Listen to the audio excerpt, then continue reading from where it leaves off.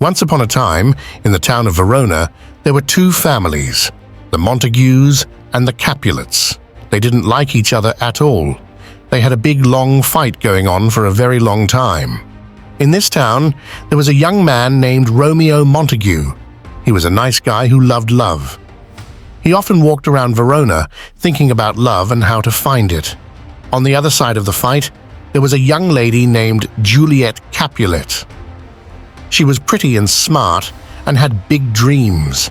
Juliet spent a lot of time in her family's garden, looking at flowers and stars, hoping for something more in her life.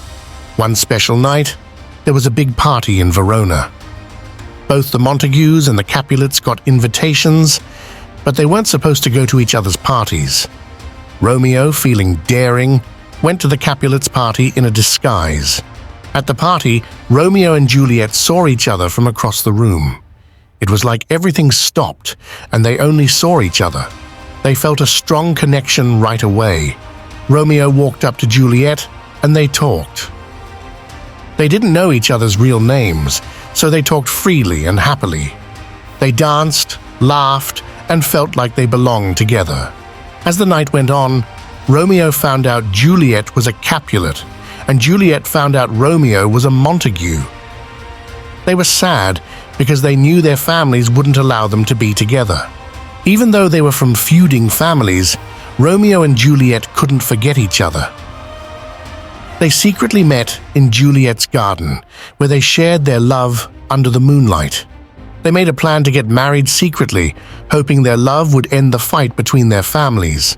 Friar Lawrence, a wise priest, agreed to marry them secretly, thinking it might help.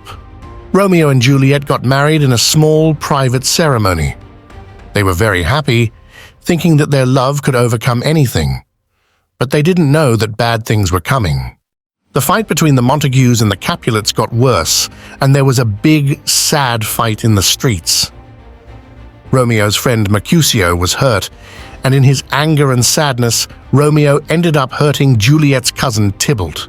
As a punishment, Romeo was kicked out of Verona, and he had to leave Juliet behind. They had one last night together, filled with tears and sadness. Romeo promised to come back for Juliet, and they held on to hope that their love would survive. Juliet's parents didn't know about her secret marriage, and they wanted her to marry another guy named Paris. Juliet didn't want to marry him, so she asked Friar Lawrence for help. He gave her a potion that would make her seem dead for a while. Juliet took the potion and was found dead by her family. They were very sad, and her supposed death made the Montagues and Capulets come together to grieve.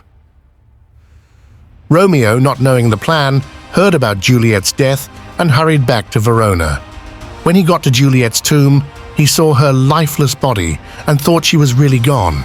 He was so sad that he drank poison and died next to her.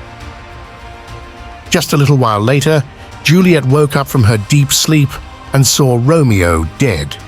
Feeling heartbroken by the loss of her love, Juliet took Romeo's dagger and ended her own life, joining him in death.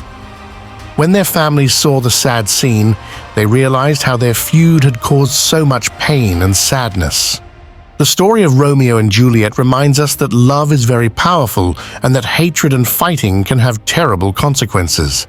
It teaches us that love can bring people together, even when it seems impossible.